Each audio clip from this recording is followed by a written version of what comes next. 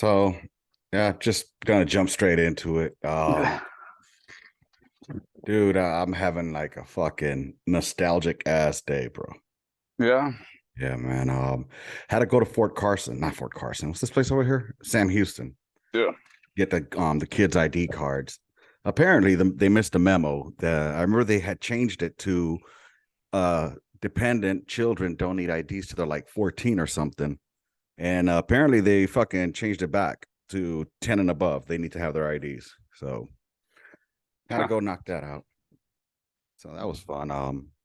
So yeah, drove on post, man, and it was nostalgic, bro. It was just nostalgic, just I know I never been stationed at Fort Sam Houston, but all the bases have the general same bullshit. Uh, you Yeah. know, unfucking believable, retardedly slow speed limits, on like main thoroughfares. And it just had me feeling some way or another, man. Like, you know, I don't know, bro. It make I'm just feeling it weird, bro. So to my peeps out there, if y'all been out for a while, how long did it take you to acclimate back to the motherfucking civilian sector, y'all? Is it like Fort Carson where it's like 6 months and you're back good to go, or how long? I mean, because it's been almost 8 years for me, and A long time. it's been a long fucking time.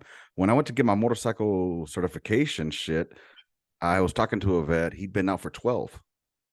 And he's like, I've been out for 12, bro. And it still hasn't dawned on me, or still things just don't feel quite right. So, anyways, yeah, man, how you doing? I'll gladly trade with you, by the way. Glad. Yeah, dude. Yeah, I'll fucking trade. I have no taste for this shit. I don't You know, at all. no, man. I mean, you ain't quite out yet, so you can't expand on that. But I feel you, bro. You gotta you gotta roll with what you got. Roll with the punches. I guess my biggest problem is, honestly, Urena, is I don't feel productive. I guess that's the word. Is I don't feel like I'm being productive in life. I don't feel like there's a purpose purpose for what I'm doing. Even if in the military, how stupid it was, but there was a purpose for it. And I get it, maybe because it was wartime military versus garrison time, peacetime military, maybe. What are your thoughts, man? Oh, by the way, gunline. Hey, forgot to do the intro here. This is your host Lopez with the co-host Urena.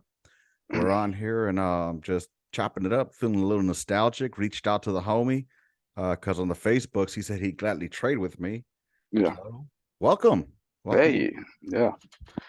Uh, I don't, man. My opinions on this whole fucking thing Mhm. are like I can't say what I want to say because like there's people that really loved for some fucking reason really loved the military.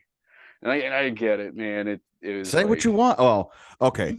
First of all, it's not like our audience has got connections, but God forbid it goes into the wrong hands. That's the only reason I try to ask y'all not to say anything that's going to get y'all in trouble. no, I don't care about the connections. I care about the people that are listening to this that Oh, feel then like the military is like a big part of their fucking identity. okay. Well, I I just don't, man. Like for me, because I know, I guess I watched Rambo too many times, and I like to project towards the future. So what I mhm, do now sets me up for the future. right. And I quickly identified that if I got too attached to something like the military or something else, that I would have a really hard time coping when it's all taken away from me once I get out. Right. So early on, I knew it and I did everything in my power to disconnect, to not have a dependency on this lifestyle or the military or whatever, just to make the transition easier Right. for me.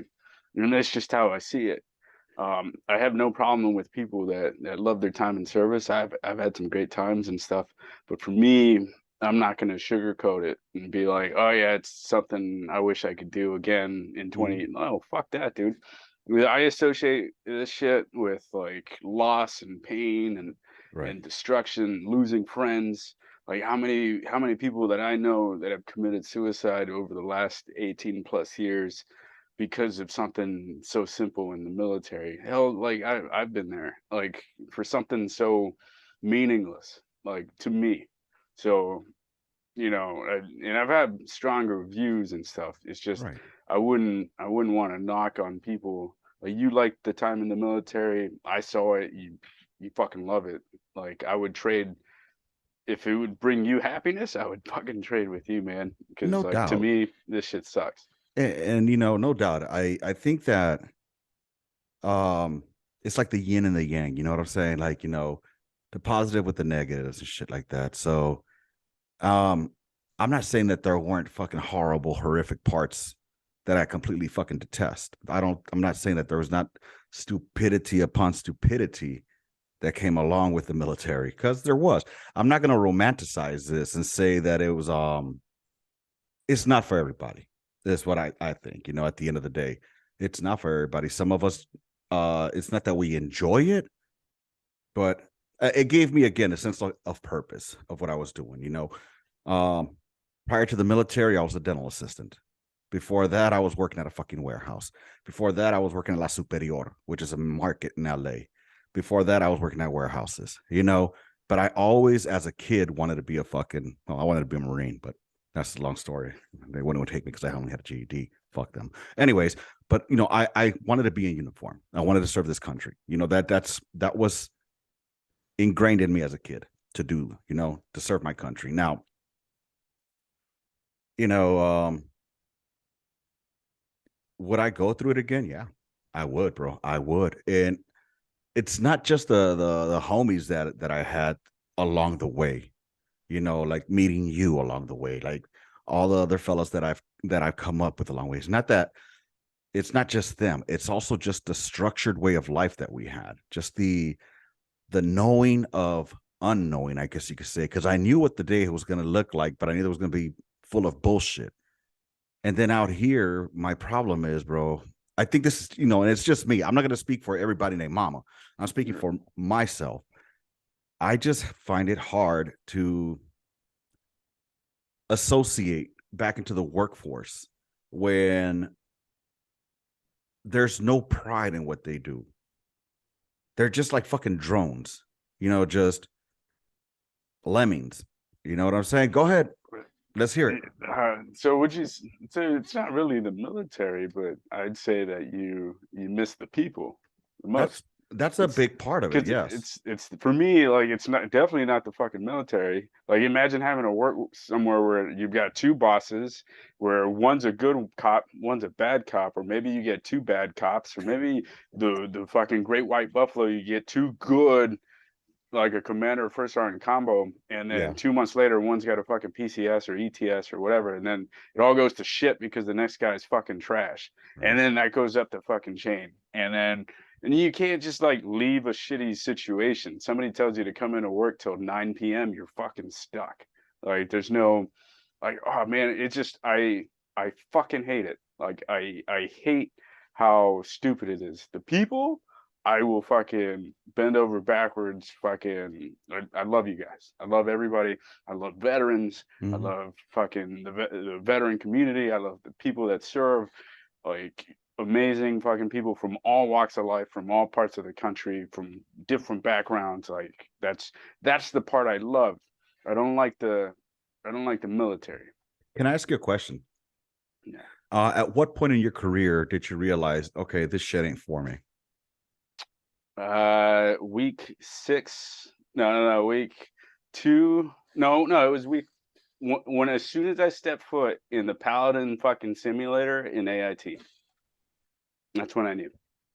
That's when I was in OSUT, the AIT phase, and they're like, "You're gonna be on a fucking Paladin," and I get inside that fucking simulator, and they're like, "This is gonna be your life for the next 4 years. Now put this fucking thing in that little tray and say RAM and fucking RAM."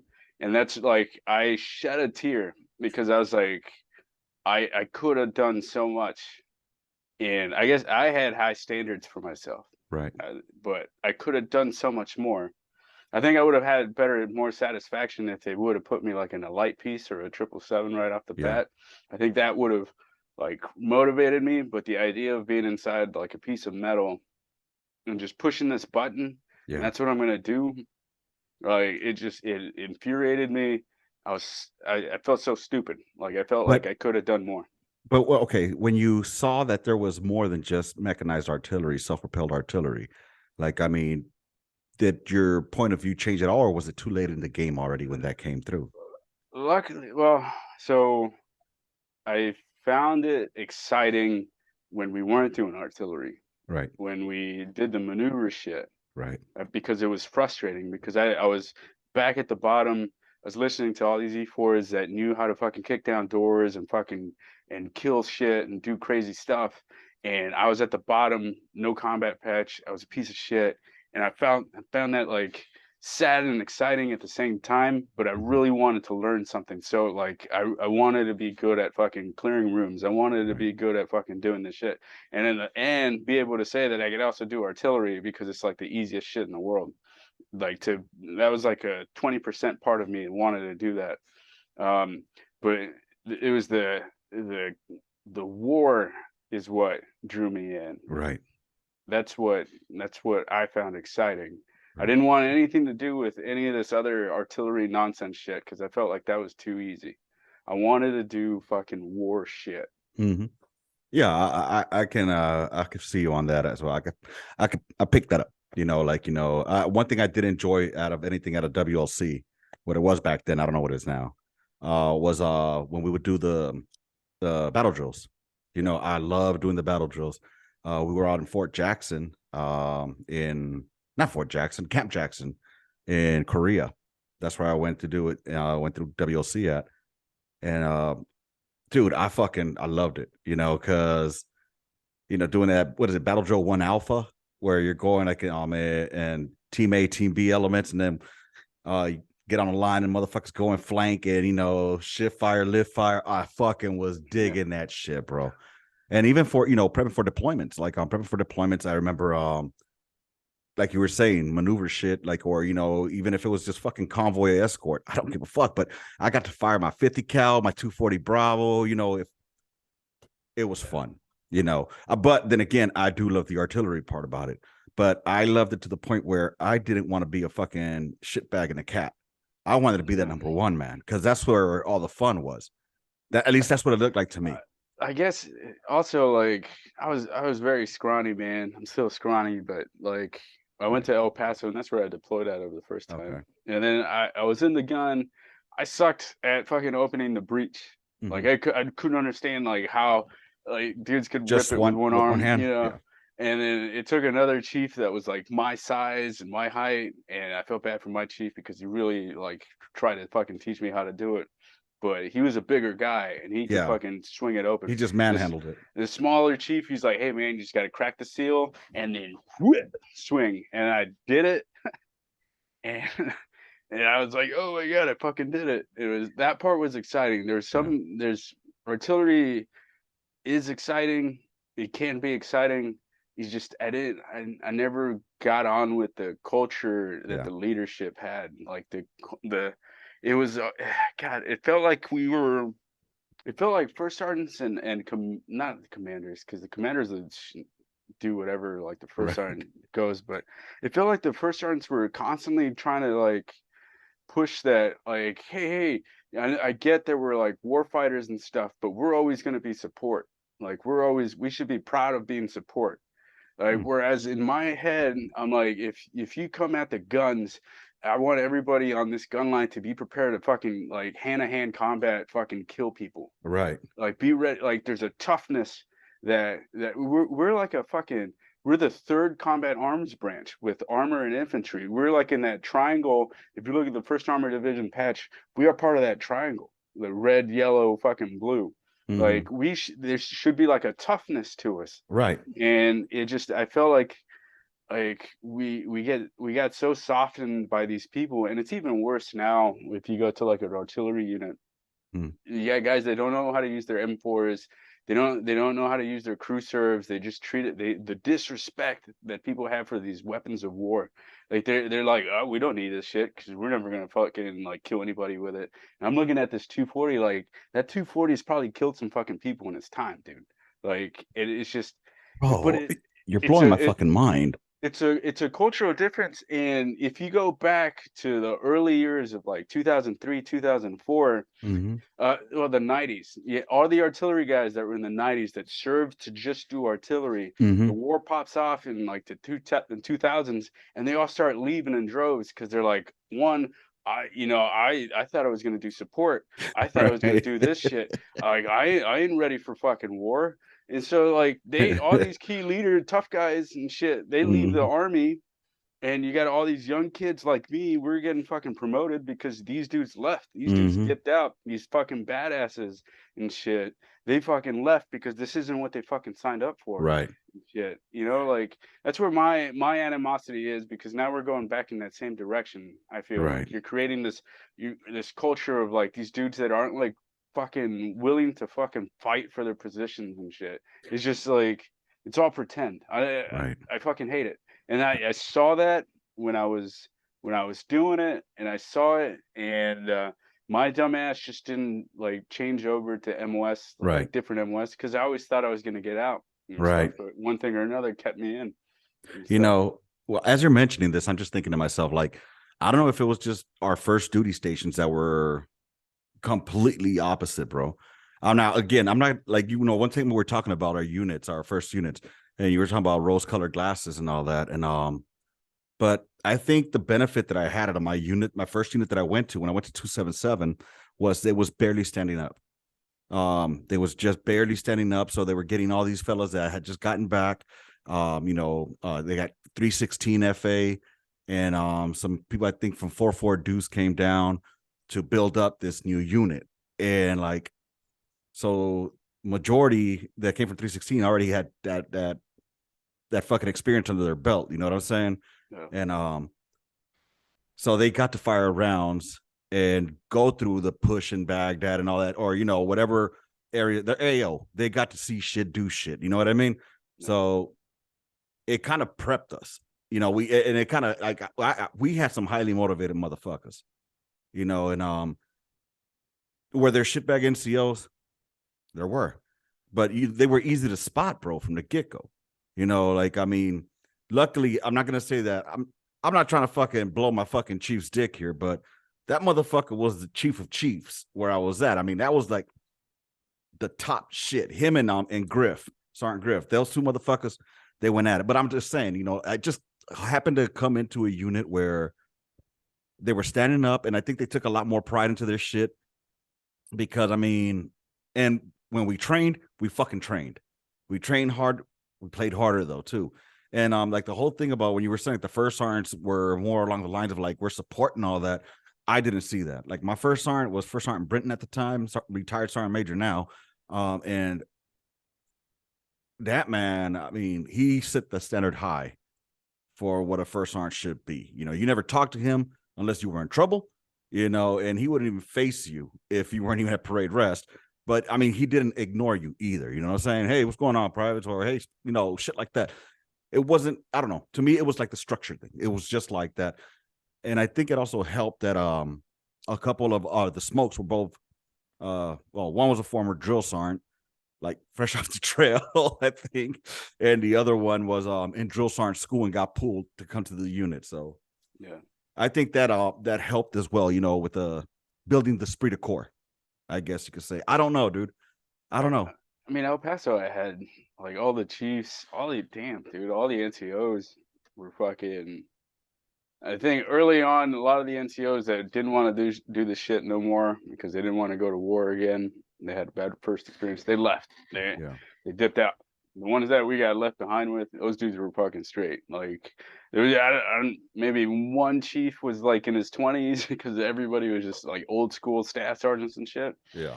Like that's the environment I came up in. And these dudes were some hard motherfuckers, man. Like some like prison fucking guard, they'll beat your ass kind of dudes. Like never like I don't see it these days. Maybe The I've just gotten discipline older. Yeah, these dudes are just hard, man. Yeah. Like with the capital H. But I Like mean, were they hard but fair? yeah, every one of them had their you knew where their fucking boundaries were, and you Yeah. didn't want to test it. You didn't want to test their fucking boundaries. I like how you just mentioned that, bro. Everyone had their one thing they were good at, right?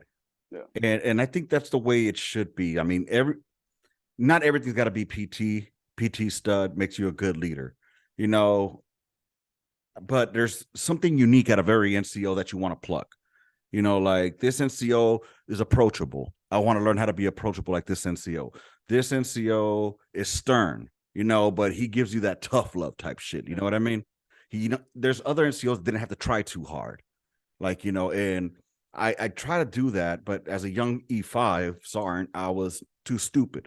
You know what I mean? Honestly, so I just bark, bark, bark, bark, bark, and I didn't learn how to be a fucking sergeant until I was a staff sergeant. Yeah. You know, so Exactly. 100%. Uh, because as an E5, you're an entry level supervisor, man. You're just trying to you try to impress everybody up top because you don't want them to think that you're soft and because yeah, you stuff. don't want to be the bitch. Yeah, you want to make sure that like you're that guy, like that nobody fucks with. There's a lot of writing on you because as a NCO, you're not getting smoked anymore. Now you got people calling you out and saying, "Oh, are you like?" They're calling you out on your competence, which is I Mm-hmm. feel is more. It's like a dagger to the heart. As a private, we fuck up. You do push-ups, you get smoked, dog shit smoked out of you. You're good. The Yeah. chief's not gonna be like, "Hey, you just suck as a human being. You're a bad soldier." Like they're not hurting you emotionally, dude. You're Right. just physic. Emotional damage. It's all physical pain. Yeah. When you put on those fucking stripes, it's like, oh, you made this decision? Are you not smart? Are you uneducated? Do you not know how to be a leader? Like, it's this like emotional shit that just fucking, Bro. that Wait, hurts. like I thankfully had always had good NCOERs, bro. But I swear, oh my god, I could just imagine like getting like a 3-3. You know what I'm saying? Just like marginal. Like if I'm an NCO like that, just put me back in the fucking lower enlisted Somebody ranks, comes in bro. and says like, "Oh, you don't know how to train your soldiers." God. Oh, oh shit. the Or let a the one thing I'm supposed to be good at, I can't put do because this man just like hit me have an in the. LT come take over your class and shit because you're not giving land navigation instructions correctly. Yeah, see, so like it's those moments where I'm like, man, I wish I got smoked. Because you never saw NCOs getting smoked. There's no reason to. No, You gotta get them where it hurts, and where it hurts them is their ability to teach. that Because pride, bro. the whole fucking first few years in the army, they're like, when I'm an NCO, I'm gonna be a good teacher. I'm gonna be better than all these fucking people. And then now you get up to that point, and then now you got people telling you, oh, you suck, dude.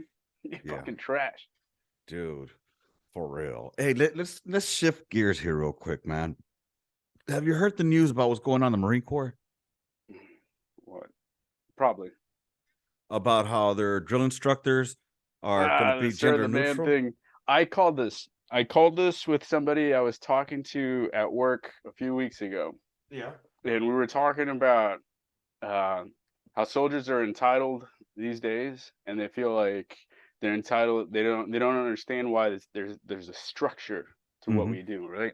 And I was having this conversation with this other E7, and I was like, watch, I guarantee that they're gonna, and with the Marines, it's a little bit different, but it's along the same lines. But I Mm-hmm. was like, I guarantee that in the next 5 years, they're gonna get away from doing sir or ma'am because uh, there's gonna be a level of inferiority and people are gonna be offended. Like, why do I have to, two things. Why do I have to salute this person because they've got a college education and I don't? That's so classist. Two, it's gendered. And I was Mm-hmm. like, if one of them doesn't hit, the other one will.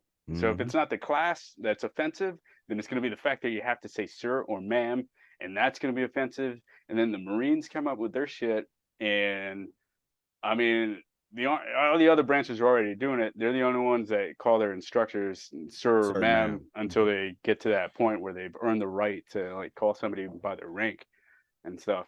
Uh, but it's coming. It's gonna happen, and they're gonna change their shit. Like whether people bitch about it or not, they're gonna change it, and they're gonna call them uh, drill sergeant or drill instructor. They'll Mm-hmm. probably call him drill instructor because they want to be fucking different. Yeah. But they'll probably call him drill instructor because it's a gender neutral term and shit, and people just got to suck it up because it's gonna happen.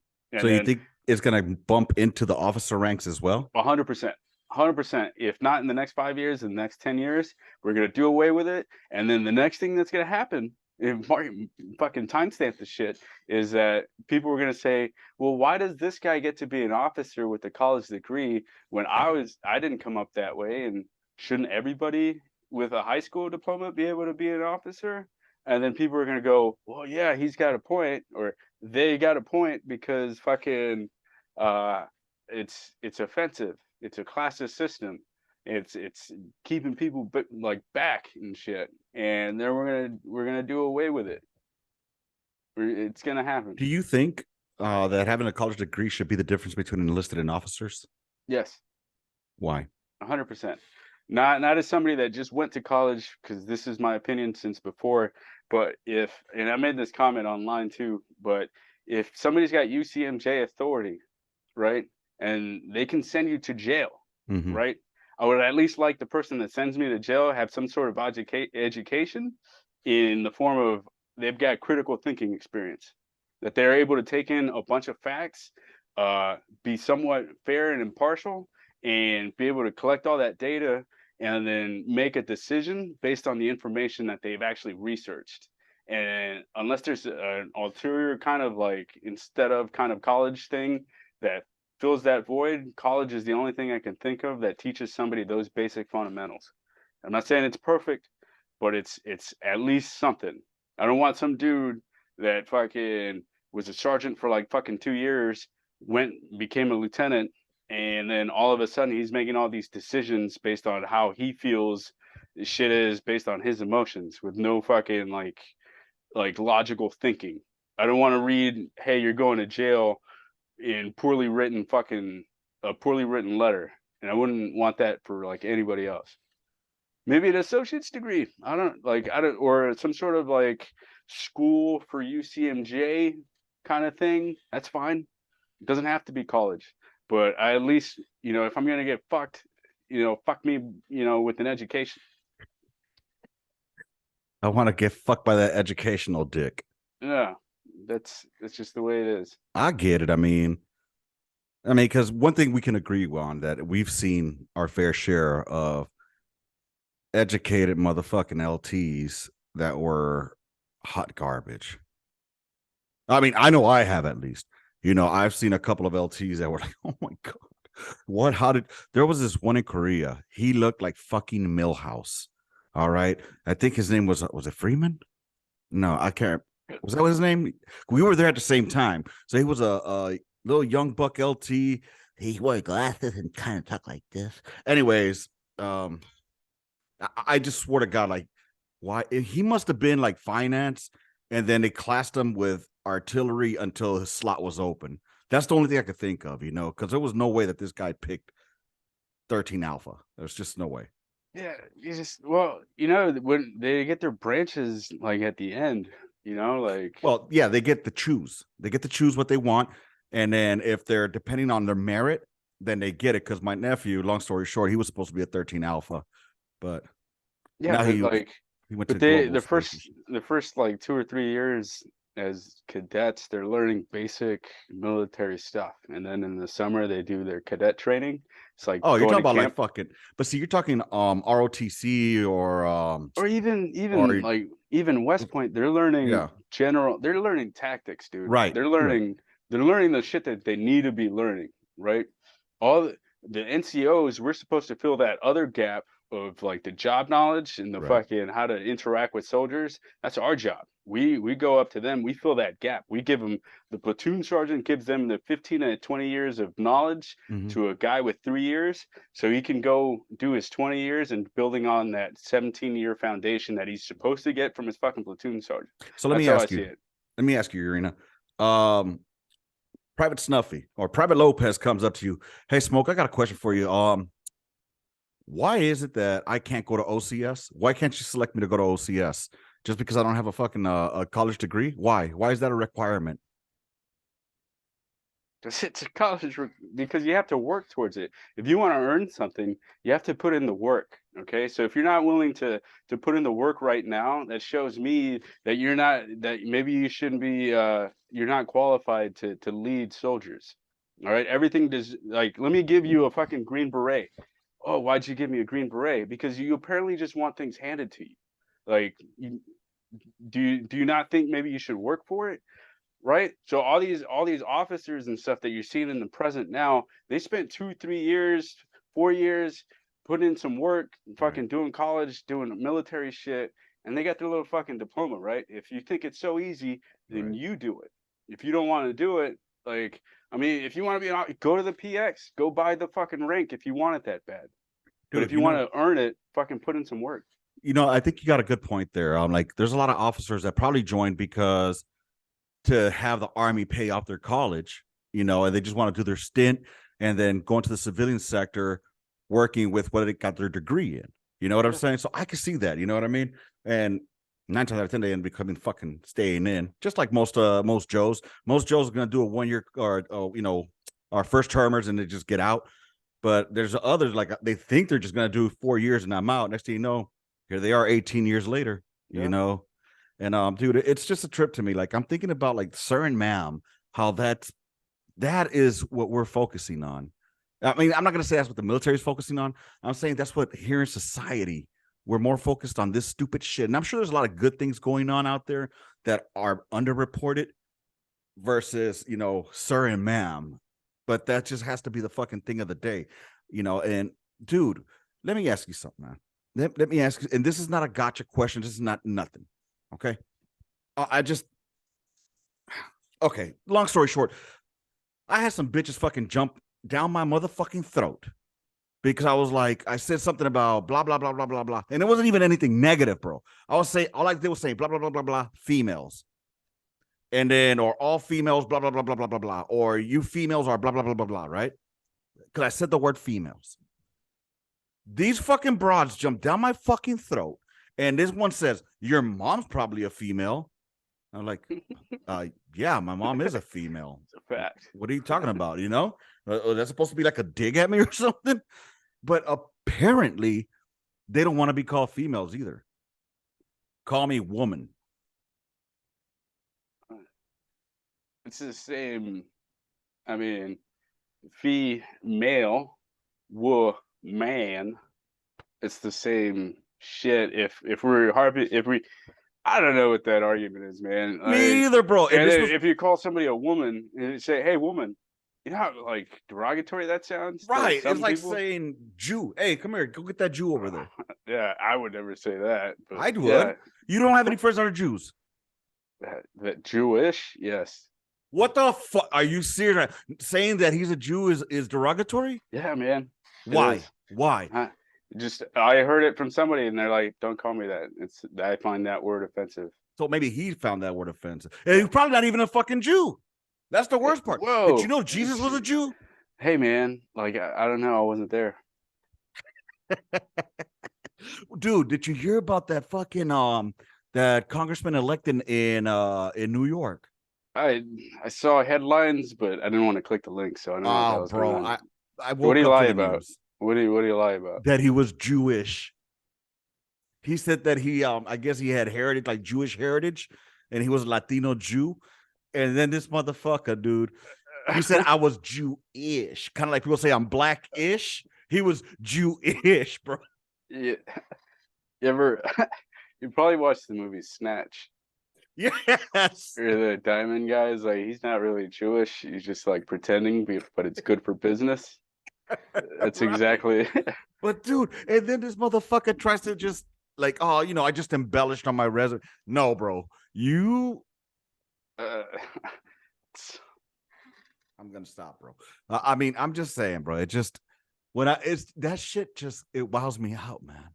It wows me out. Like, I mean, female, that all of a sudden became a derogatory term. Why? Because are they combining it with female dog? I'm not gonna call you a female dog. I'll just call you a bitch. That's it, you know? And then so me trying to pour salt in the wound, of course, I'd be like, man, y'all broads are acting up or something like that. And that one they got a little offended on that one. I'm like, look, man, all right, I'll take back the broad.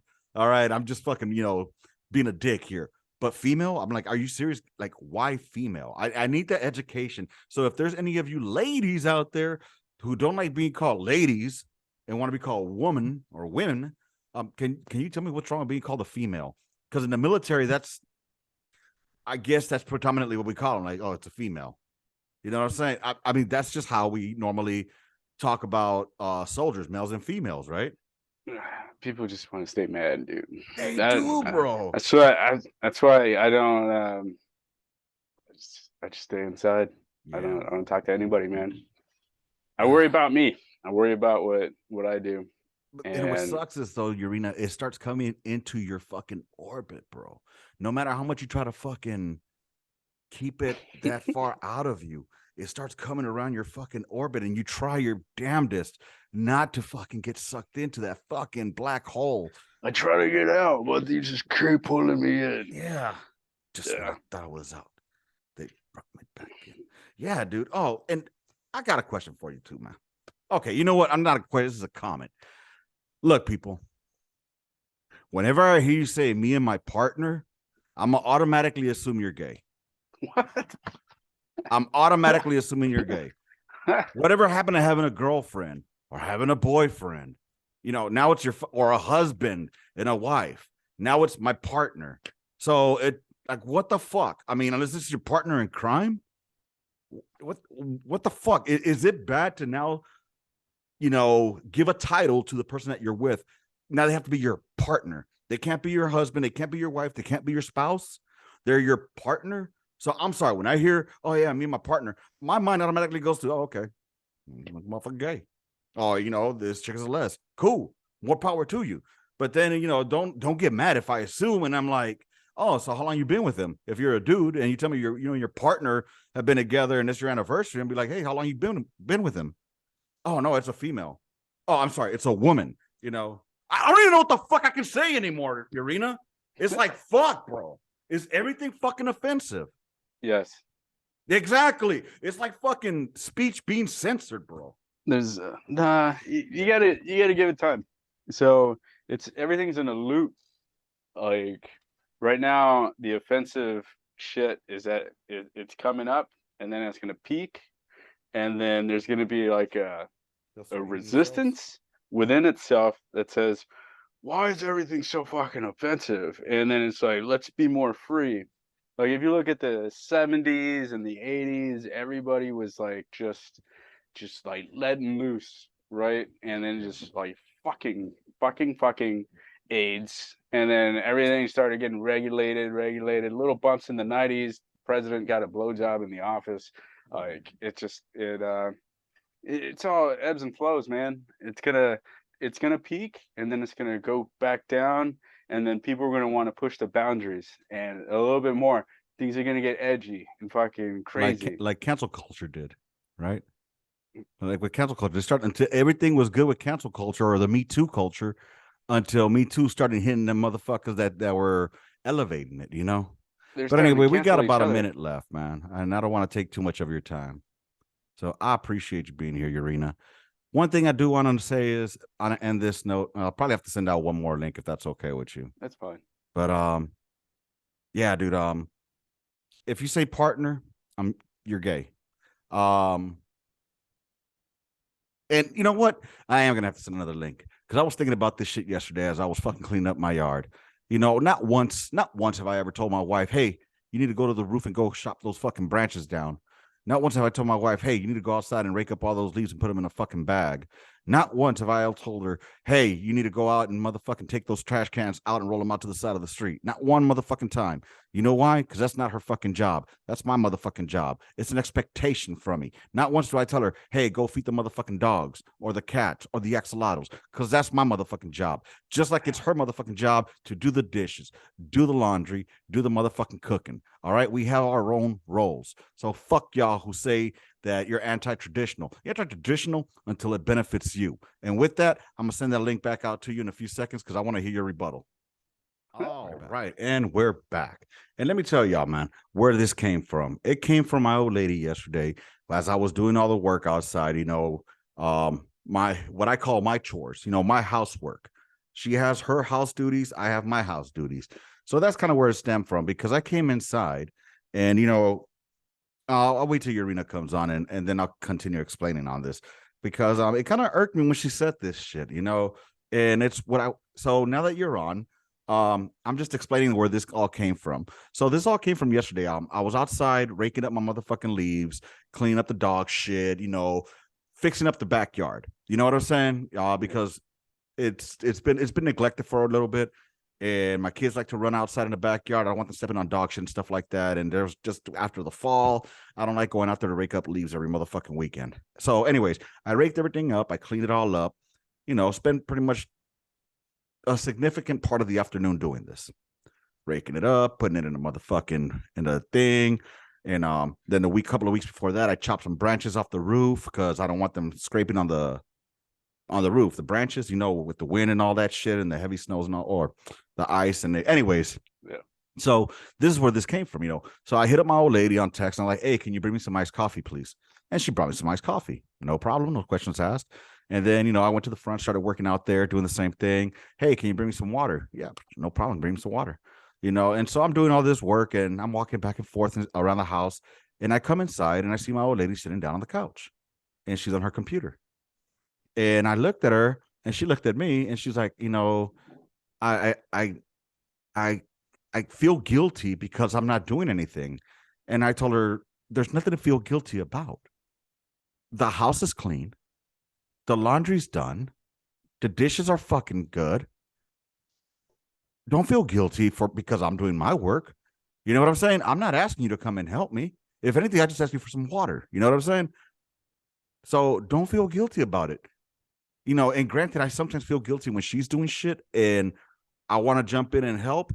And I'll do so if every once in a while, like I'll sweep the floor or something. But we all have our roles that we play within the house. So, anyways, I say that because I want to hear what your thoughts are on traditional roles. I don't. That's right. I don't stick with. I don't do traditional Mm-hmm. because I feel like everybody, and it's like people have different things that work. For you Right. guys, it's worked. It works, and then you have time to stop and ask those kind of questions and stuff. Mm-hmm. For me, I want to be in a situation where there's equal levels of effort Mm-hmm. and stuff because I don't want to resent the other person because they don't do as much as me, or I don't want them to feel like they're resenting me because I don't do as much as them. I feel like I thrive in a competitive environment. So if two people, and I find it attractive too, for me, Mm-hmm. it's like if two people are actively out trying to outdo each other or whatever, I find that very like satisfying. If I can do something, can you do it, kind of thing. But that's just what I'm Right. attracted to. No, and I get that 100%. But I mean, you can only do that so often when you're in a committed relationship and you've been together for X amount of years. Like, okay, how many times can you compete on fucking doing the laundry?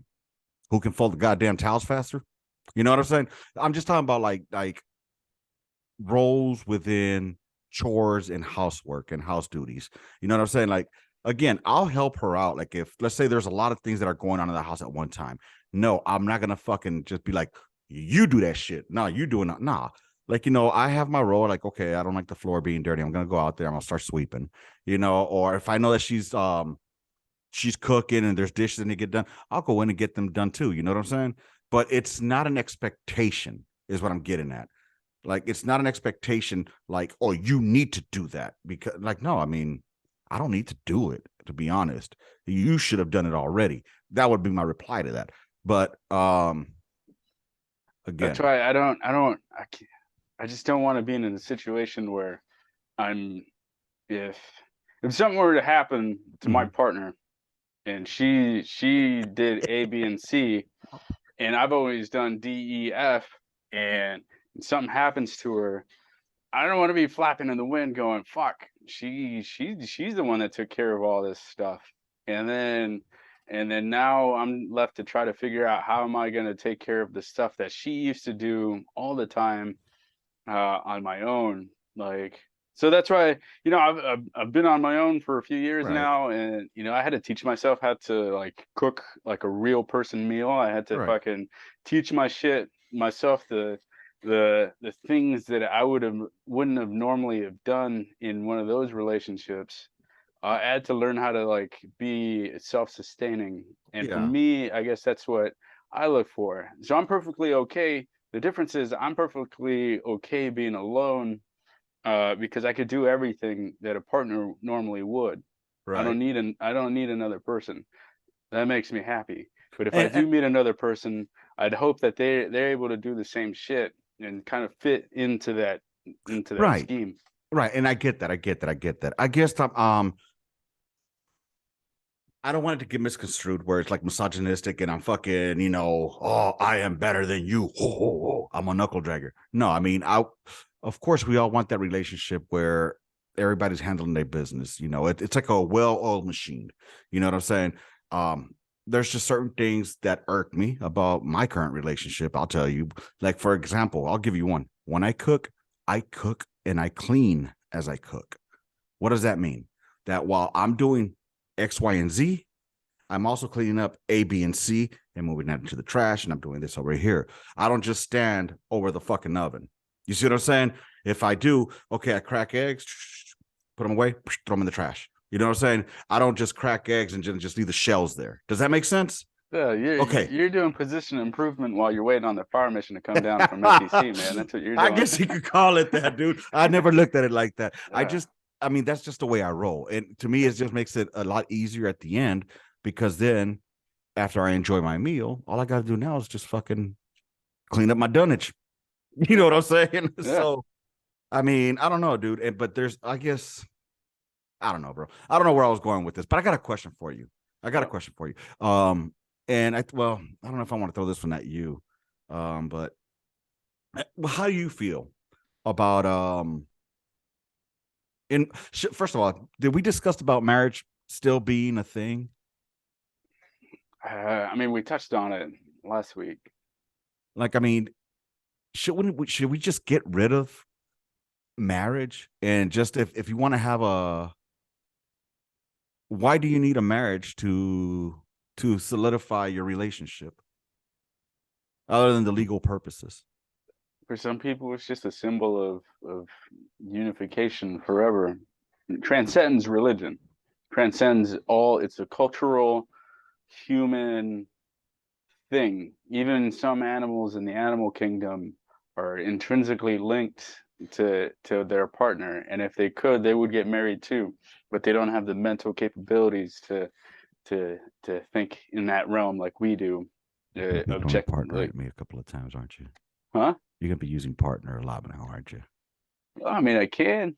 I'm just saying. I just it's just it's a thing. It's a thing. Whether even if you decide not to use a wedding ring, you can still be wed to your partner. Uh, you can still be wed to your partner symbolically. It could be a piece of paper and stuff that unites the two of you, but you're locked in. It's a wedding. It's two people Right. wedded together. Okay, now with that said, two become one, right? Yeah. So do you think at the moment that they say I do,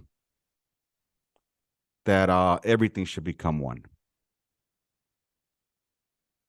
I mean, it depends. I mean, we're talking about physical objects at this point, right? Yeah, Like all their property. let's talk I about, mean, yeah, if property, it's and let's talk about finances as well. I mean, if that's what they want, but that's not, that's not the spirit of the wedding. That's not No, the but I'm spirit of the saying you're marriage. supposed to become one as a whole, right? Yeah, the two So individuals. become one. Two individuals become one. Yeah. Okay. So I mean, I just trip out like there's a couple of people I've spoken to before, the newer generation. And they when they were married, they didn't have a joint account with their partner. You know, in other words, with their spouse, with their husband Hmm. or their wives, they didn't have a fucking joint account.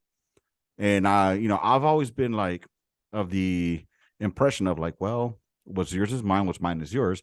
So yeah, I've uh, both times I've been married, both times I've had a joint account. One time it bit me in the ass during a divorce. It'll do that. Oh, that fucking Yeah. cunt bitch, bro. I put in all the money that I had that I owed for the my half of the mortgage. Okay, I put it in there just because I came into a little bit of money. I was like, you know what? I'm gonna throw this in there into the joint account. That's where the mortgage gets pulled out of for the house that we had up in Copper's Cove. And then this fucking she said, okay, cool. And then this fucking bitch starts pulling that money out to make payments on her fucking vehicle, bro. I find out because I go in there to see, like, hey, I wonder, make sure that the money's getting pulled out like it's supposed to. And there's a lot less money than I put in there. So I said, okay, let me get back this last of it here, put it into my account, back to my normal account. And I reached out to her, like, hey, just so you know, you spent about a good 6 months of money that I put in there. There's only 1 month that I owe now. And I'm going to put that back in there at the end of the year for the month of December. And she starts chewing me out, bro. How dare you? Blah, blah, blah, blah, blah, blah, blah, blah. Lo and behold, December comes and I throw it in her. She's been not overdraft, but she's been late on the payment for 3 months afterwards or something like that. And the house goes into foreclosure. The house gets foreclosed on. Whose name is the house under, Urina? Who's living in it, though? Not me. Her and her boyfriend live in there. So it gets better. Whose name is on the loan, Urina? So whose name? Who else's name is on there? Nobody's. So what'd you learn, though, about loans and putting your name on things? What I learned was when going through a divorce, it's best if you guys are in the same place and same location. If not, this bitch is going to call your commander at 2 different fucking units and want more money. But guess what ended up happening on that end, though? I was giving her more than she was supposed to get, Urina. More than she was supposed to get. She calls my commander out at 19 FA in Fort Stewart and tells was it Captain Foisey at the time? I think Captain Foisey. She tells Captain Foisey that I'm not making enough payments for her. I'm paying her well over $2,000 a month. Okay, this is for a house in Copper's Cove. All right, BAH. That the house only was $687 a month for the mortgage. Okay, but I know a portion of the BAH is supposed to go to her. Anyways, so this fucking cunt calls him and he says, Stefan Lopez, I'm giving you a direct order to go to legal and find out exactly how much you're supposed to pay her. Yes, sir. I go to legal. I call her like, you fucked up. You fucked up. You fucked up. She didn't think she fucked up. I get to legal. I was overpaying her by about $300 or $350 extra. So of course she gets mad about that. Forecloses the house while I'm in Afghanistan. When I go to Carson, and calls my commander there. Says that I'm not making my payments. She forgot that during the divorce that she had written a statement that she had notarized that I was only going to be in charge of half of the mortgage for that 1 year. And I provided that to my commander. And I had that in my I Love Me book. One thing the Army taught me was make I Love Me books for everything, my friend. And I had one for my divorce. And sure enough, I had that notarized paper right there. And the commander was like, oh, you're good then. I'm like, all right, thank you, sir. And that was that, bro. I don't know where this came from, but I just had to go in there. Oh, joint accounts. Yeah. So I guess I should have picked better or at least divided the accounts up before the division of the house. Does that make sense? I think that's what I should have done.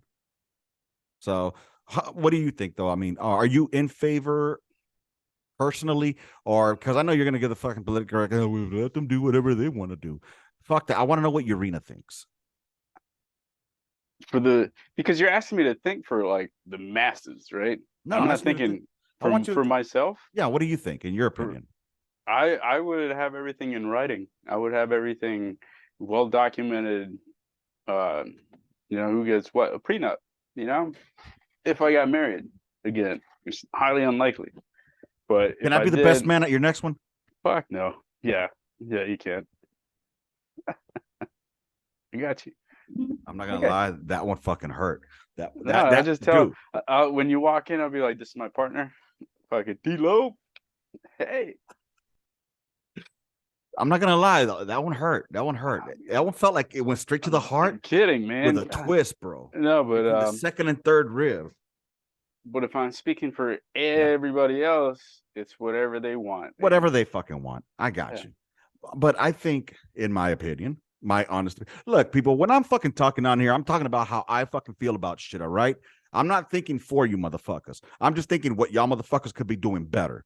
So, for example, if you're in a relationship as committed as you say it is, put your motherfucking money where your mouth is. Join your motherfucking accounts together. All right. If you don't, then that just shows me you're not really planning on being with them forever. You say it in words, but you ain't saying it in actions. Boom. Take that motherfucker and swallow it. Bitches. Yeah. I wish you had one of those like audio machines that like audience laughs and claps and stuff in the background, special effects, Dude, you know what I've been looking? soundboard. I've been wanting to buy like one of those neon machines. Not neon machines, but those I know neon what signs. I know what That's you're talking like about on the Gunline on the back. podcast. Yeah, There's, bro. there's a lot of space right there in that little corner. Dude, I got space all over here, there. Oh, Get there's some my man up studio there. lights. Get some studio lights. Maybe like a leather couch. Have guests come down, drink a scotch with Eventually, you. I mean, dude, that would be awesome. Of course, that's the dream. You know what I mean? Like this has turned into something that I wish I could do on the regular. Like, just have people on and just chop it up and shoot the shit. Um, Unfortunately, a lot of motherfuckers just kept canceling, bro. And I get it; they have lives too. So, uh, just know, people, if you guys want to chop it up and you don't think that you're interesting enough or anything like that, you are. You are. You know why? There's nothing different between you and some motherfucking dude that was an SF operator, secret squirrel missions on Delta Force. You just come and chop it up, bro. Like we did out there on the gun line, bro. I miss it. I miss it. And Urena, believe it or not, you will too, bro. So let me tell you a little story what happened today, right? So I go to the motherfucking I go to get my IDs done for my daughters, right? And I'm inside the bungalow right there, getting my ID shit done. Well, not I'm in the waiting room, right? And this lady walks in, like all fucking dude. I'm talking about this is Captain Dependa, bro. Captain fucking Dependa. She's got to be 50s, almost 60. All right. She comes, she's like, I need to get my ID updated. And he's like, okay, sure. Do you have an appointment or are you just a walk-in? Like, walk-in.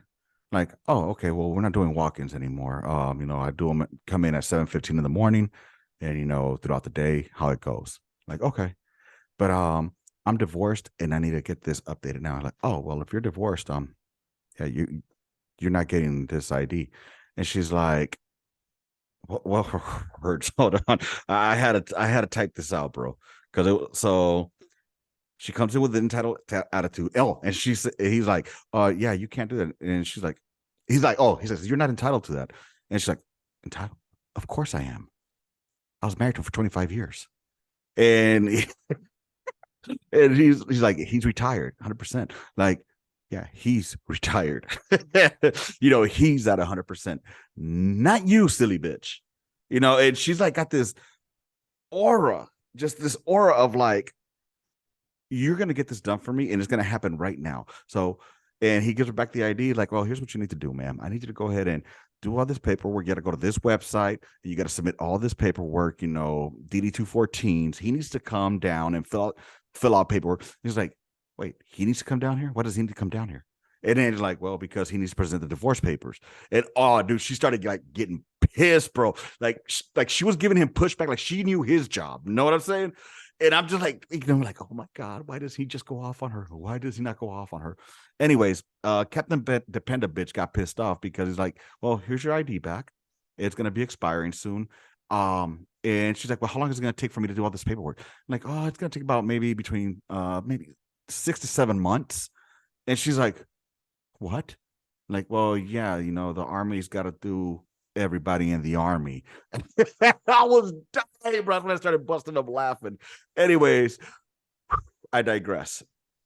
Why do these dependas think that they're so entitled to shit? Like, okay, bitch, you gave us blowjobs and you fucked us in our time of need. Thank you. Thank you for your lip service. You know, I mean, do they? Why do they think or why do they seek the same recognition that a retired military service member had? Because In your opinion? in my opinion, it's because the spouse gave them that platform. The spouse elevated them put them on that pedestal. And the spouse with a lot of rank said that my wife is this important, and then that spouse said, "Oh," to the other spouses, "Hey, did you know I'm this important, and you guys are this important too." And everybody started saying, "Hey, you guys are all important." Just like new privates coming in these days, they're like, "Hey, well, my drill sergeant doesn't yell at me, and he said that we're important, and we have the same level of coolness as a sergeant first class, master sergeant, because my drill sergeant said that we are all special in our own way." And so that spread like a virus, and so the spouses were like, "Well, shit. If I can tell a general what to do because my husband's a fucking baby back bitch, then you can too." And just trickle down and carry it Oh, over. bro, one more question for you. Yeah. Why can't soldiers march? Like for real, why can't soldiers fucking march, bro? Because And it, NCOs can't teach, NCOs can't march.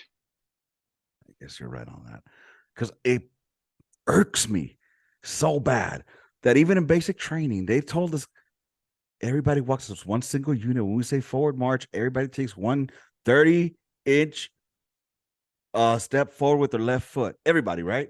30 inch, 30 inch, right? Yeah. All right. Why is it that element can't seem to get that? It's only the first three fucking rows that do it, and the rest are like at mark time march. Because a guy came in, made a lot of rake, and this guy, when he was in, used to say, "Hey, you ain't gotta yell, man. You ain't gotta do all that shit. You know, you can just be cool, and you ain't gotta yell and do none of that stuff." So then he kept getting promoted and influencing more people, and then he got put in charge, and he would tell people, his NCOs, "Hey, I don't want to see anybody yelling. Cause you be effective leaders without yelling or like correcting soldiers and all that shit. That's just not important and stuff." And then those little juniors, they started spreading like a virus, like our previous conversation. Yeah, And then now every single person that's a fucking, well, with the exception of a few yeah. that have their hands behind their back, Mm-hmm. everybody in drill is being led by people that are like, "Hey, I don't want to see no yelling, fucking, or correcting soldiers and shit, because that's just not important, you know? Never mind that drill and ceremony was like fucking instituted as a necessity by Frederick von Steuben in the fucking revolutionary times or whatever. Valley George Forge. Washington brings this dude in and says, "Our people are fucked up. I need your help, foreign guy." And he comes in and he's got, "Well, it's gonna start. It's as easy as one, two, three. You have to learn how to march." Why is that important? Well, because it impacts everything you do. These little small things with attention to detail will influence and affect everything else that you do. It's important. It may seem stupid now, Mm-hmm. but you'll see the difference. And it made a big difference. And then now fast forward, you don't have anybody saying, "Hey, these little things are what matters. It's important." You're gonna see. Now everybody's saying, "I don't know why I gotta do it. Do you know?" "No, nobody ever told me why I gotta do it." And then Oh my it keeps spreading down. And then so now what you're seeing is a product that's like, well, why do we have to march? Like, can we You just know, walk individually? Why is that important? So our major of the army said, "Fucking doesn't matter. Nothing matters." okay. So please tell me, when was the last time you did gunners testing or oversaw gunners testing? Was it this year? I think it was this year. Okay. Do they still do standards of precision? I, all that stuff happens. Okay. All that stuff. As far as artillery goes, for you diehard artillery people, the artillery shit still happening. Mm-hmm. Everything you want them to do artillery wise, they're doing it. They're going to the field a lot more. They're shooting a lot more. You got some fucking very knowledgeable 13 Bravos, 13 series, Mm-hmm. 13 everything. It's all there, dude. These dudes are they're killing it at the most basic shit. At Right. tables, everybody is fucking killing it Right. more than I've ever seen.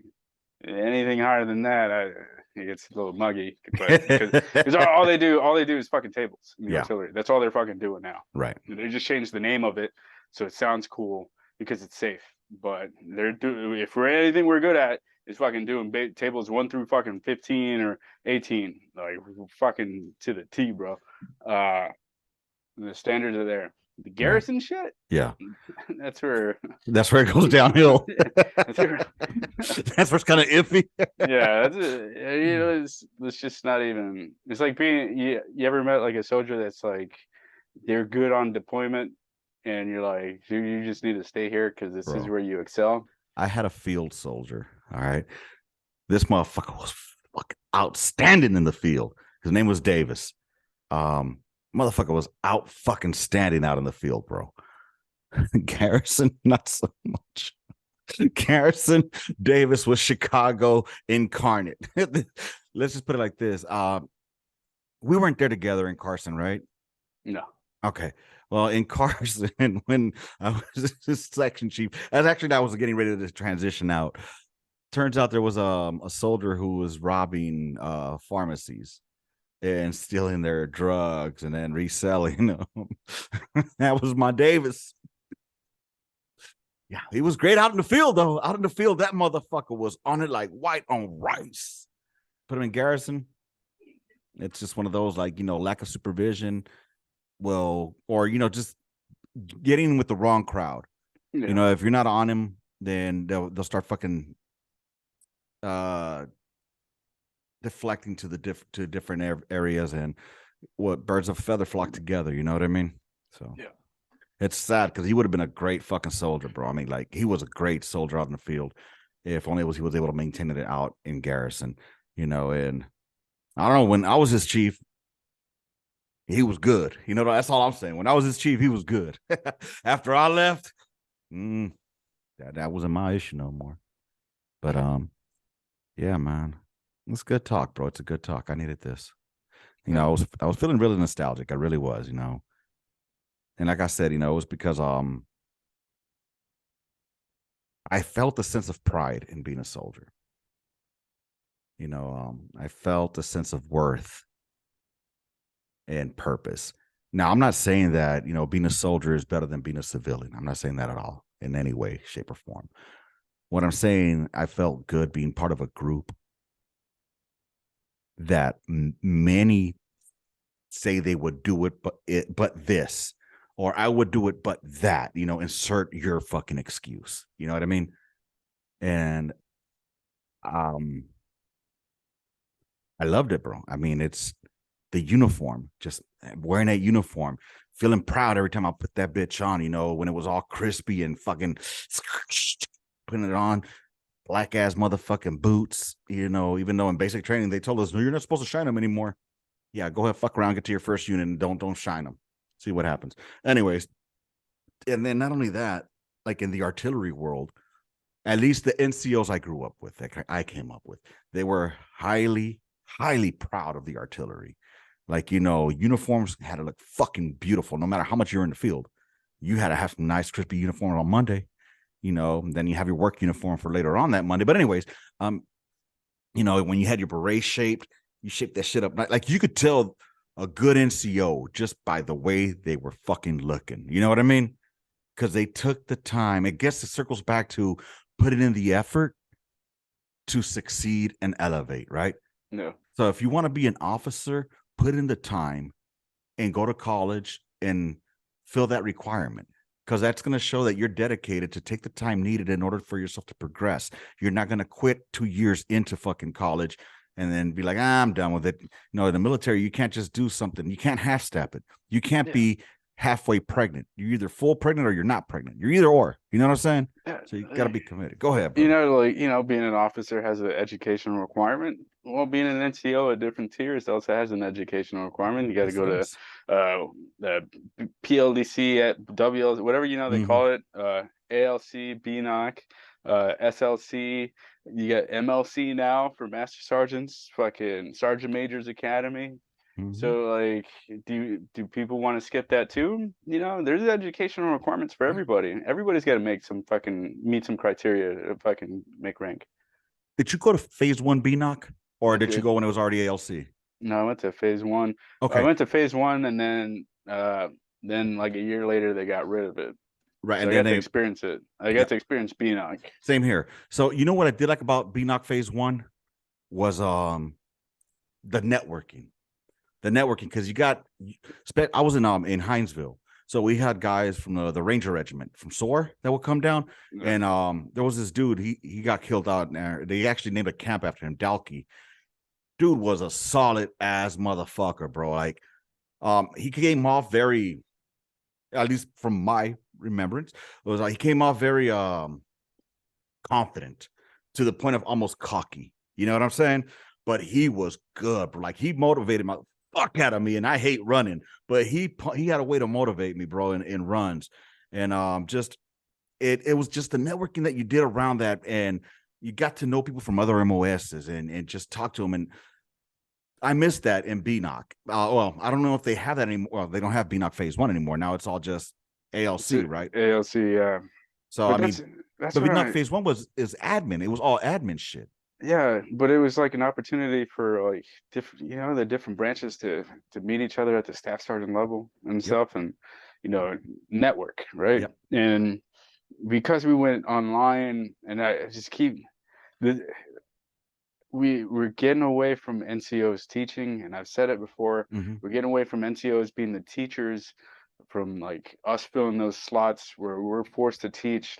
It's an expectation, and everything's online, everything's like indirect, everything's non like personal level with Mm-hmm. people, everything's like over a text, email. It's just because we're not teaching. People are doing that as a result of us not teaching anymore. We're not teaching how to be connected with people on a physical level. Like where everything has to be like, hey, make sure you add people on social media and then you stay engaged with your soldiers through social media. That's the way it is now. And I saw it a mile away because as soon as we started doing all this online stupid shit for requirements for NCO academies, you can tell that the product that is the NCO is getting watered down, Yeah. and we're not getting that education. The only people that are going to bitch about what I'm saying right now Right. from the higher positions are the ones that have to sell the stupid Kool-Aid that won't tell the fucking truth until they get out, and then they're like, yeah, you know, I was just saying because like I didn't want to get in trouble. Right. And I'm just putting that out there because there's a bunch of people that are like that and stuff. Well, The what do only you think? difference, what's up? Do you think that the senior leadership has some kind of fucking burden?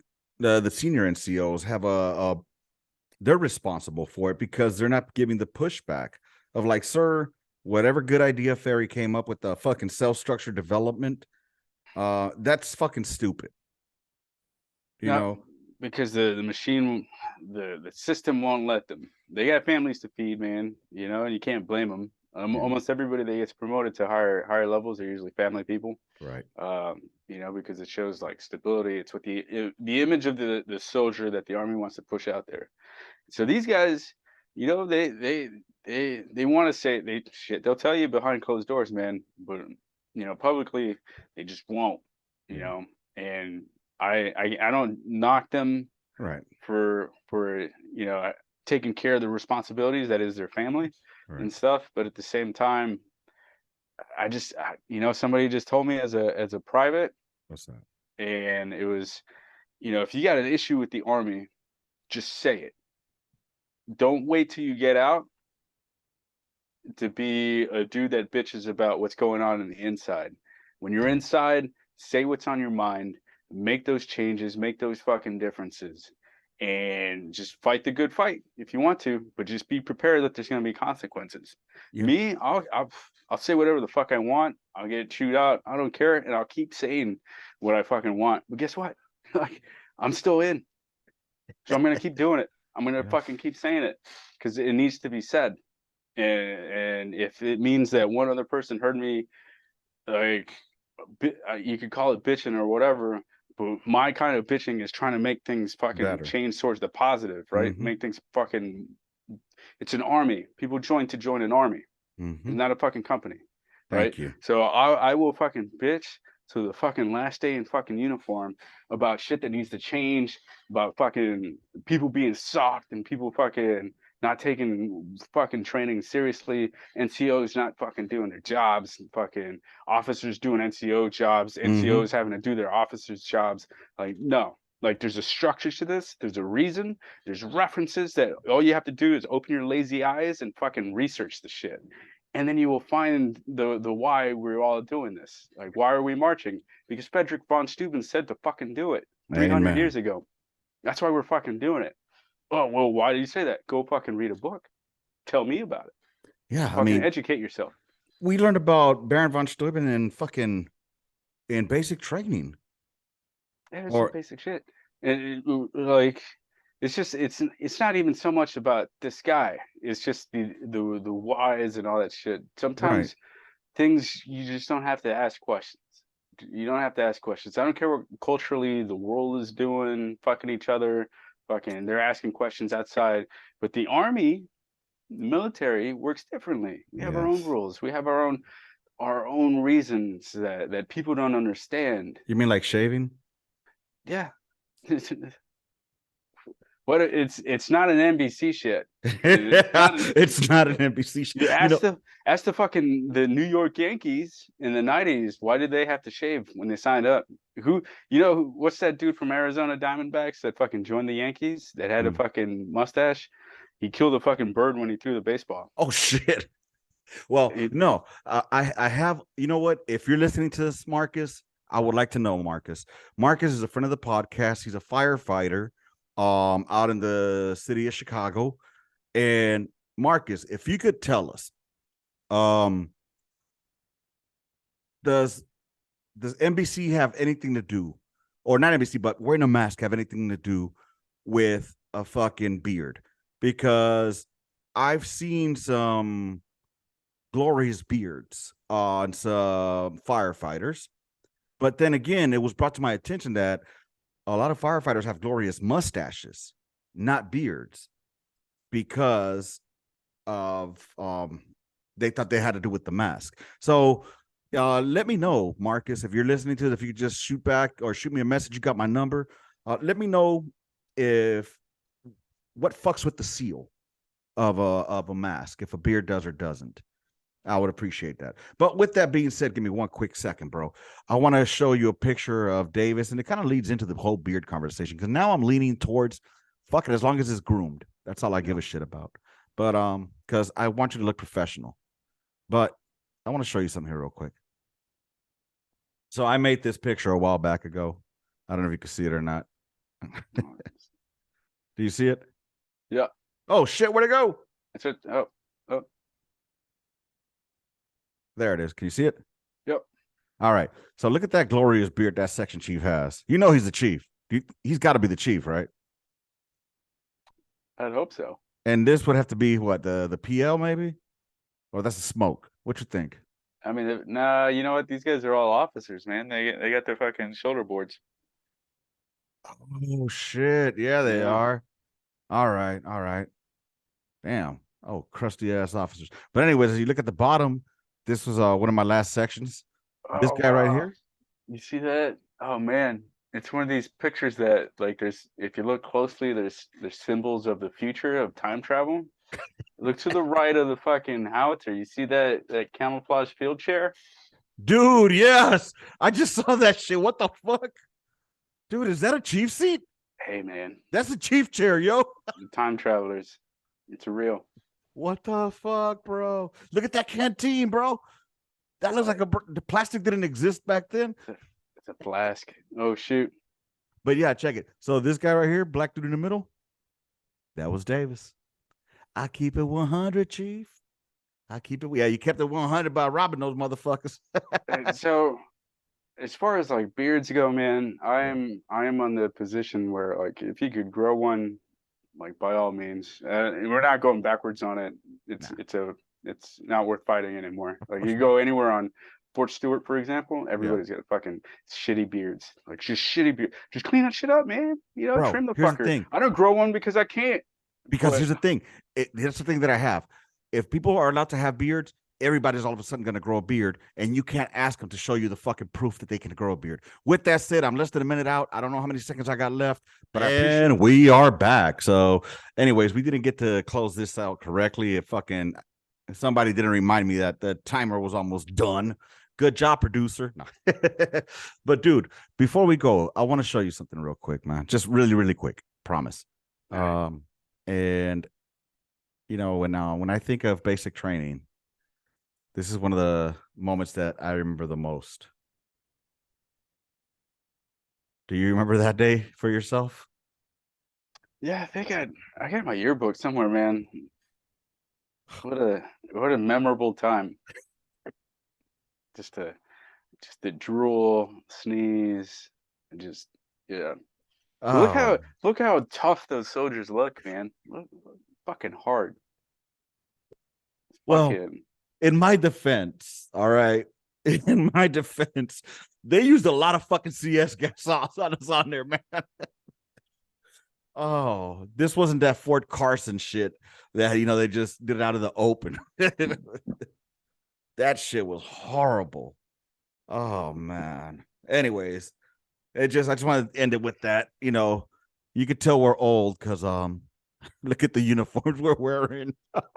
they got the drink cords and shit. Yeah, man. I didn't get that. We didn't get Yeah, no drink cords. you get the drink cords right there. See, Where? look at the left lapel collar. Where? They're Right here? there, right there. Yeah, look at the guy next to you, to your right. This guy? Yeah, see right there. Oh yeah. Yeah, it's a drink cord. That's I how you keep guess. track. That's how you keep track of your water intake. Better Oh. put a knot on that thing. That's how you know. That's how the drill sergeants know that you've been drinking water. Orale. That's right. Oh. Anyway, this guy right here to my right, that's Pop. His name's Justin Pop. That was my battle buddy. He's the one that I think he ended up going SF. Um Last I remember he was going SF, and he talked really kind of like he was high all the time. Hey Lopez, what does this mean? And he started singing Caress Me Down by Sublime. He's like, En el otro lado es donde viví. I'm like, oh yeah, I can translate that for you, bro. Anyways, good old times, man. Good old times. So I just thought I'd share one last memory of basic training. I fucking hated that day. And I had to go through that bitch twice. Twice. Can you tell me why I went twice, Patrina? Uh, because you fucked up.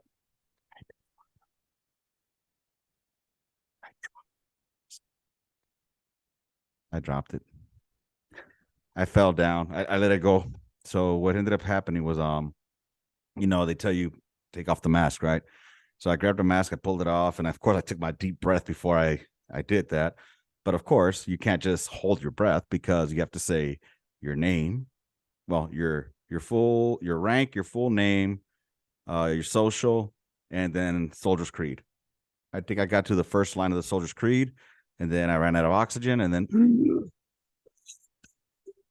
I'm dying. And I fell down to a knee because I was about to take off running. And that fool popped next to me. He was standing on my left side, and he put his right hand on my shoulder. He's like, "Don't do it, Lopez. Don't fucking do it." Because drill sergeant said you try to run, they're gonna fucking choke slam you outside through that motherfucking windows. Anyways, so yeah. Long story short, I came out as you saw that picture, right? I came out and I started getting pumped up, like, yeah, hellhounds. I was all pumped up and shit, being all goofy. Second platoon hellhounds, Delta Battery 122, baby. Anyways, and then all I hear is drill sergeant Sains. I still remember that fucking voice of his. Hey, Battle. Hey, Battle. Get that private right there, Battle. Get that private. Oh, fuck. And I'm like, I turn around and I'm like, oh shit, I don't have my mask in my hand, bro. So Drill Sergeant Johnson, big black dude. It was funny. He got mad at me because I called him out. He had a big ass snot thing that was frozen on his nose. I'm like, Drill Sergeant, you got a thing. He's like, shut the fuck up, private. Take it off. Anyway, he was 13 Mike. But anyways, they take me back into the cold room, and then they put me in the hot room. And then they tell me, get your mask. And me and a couple of other guys that left our mask are in there. And as we're looking for our mask and trying to go pick it up, drill sergeants are having fun with it playing soccer. So it got kicked from one corner to another corner to another corner. And all this time I'm running after it. Finally, I grab it. And what are you supposed to do when you get a mask? When you put it on? You gotta check the seal. You got to clear it, right? You Yeah. put it on and clear it. I didn't clear it. I inhaled all that beautiful CS that was in there. And I fucking spat up inside of that shit. But I got out of there and I was pumped up and motivated, man. One highly motivated hellhound reporting, drill sergeant. All right, man. With that being said, I appreciate you being on here as always. Luckily, the time's not running out. And in the wise words of second platoon, hellhounds, are we beast? No, we are not beast. No, wait, what is it? Hellhounds, are we not men? No, we are not men. We are beasts, and you have made us beasts. We will not talk here. We will not walk here. We will not gather here at night. We will only dress, ready, front. And as a last resort, we will use cold blue steel and stab between the second and third rib and twist. Ah, hellhounds. You guys are lucky TikTok wasn't around. I'd smoke the dog shit out of you guys. That was some motivational shit right there. All right. Some motivational shit right there. And pumped us up. Especially the stabbing between the second and the third rib and twist. That's where the heart is, brother. Yeah. Come on, killer. This is all you, man. That's why I said we'll switch, dude. You're all about this. I'm not. I don't know, man. I saw some of these guys as I was walking down. I mean, as I was driving through. You know, reality starting to set back in. If I can't smoke them like I need to smoke them and treat them like I need to treat them to discipline them and like I need to discipline them to make them soldiers. Nope. Can't. Then yeah, y'all can have that. Just give it to the Chinese already. Oh, hey, just one last thing. One last thing, I promise. I heard today that Biden saved the Ukraine. Huh? Yeah, that the best thing Biden's done in 2 years is he saved Ukraine. Oh, you saved anybody. That's what I was wondering too. You just threw money at it, dude.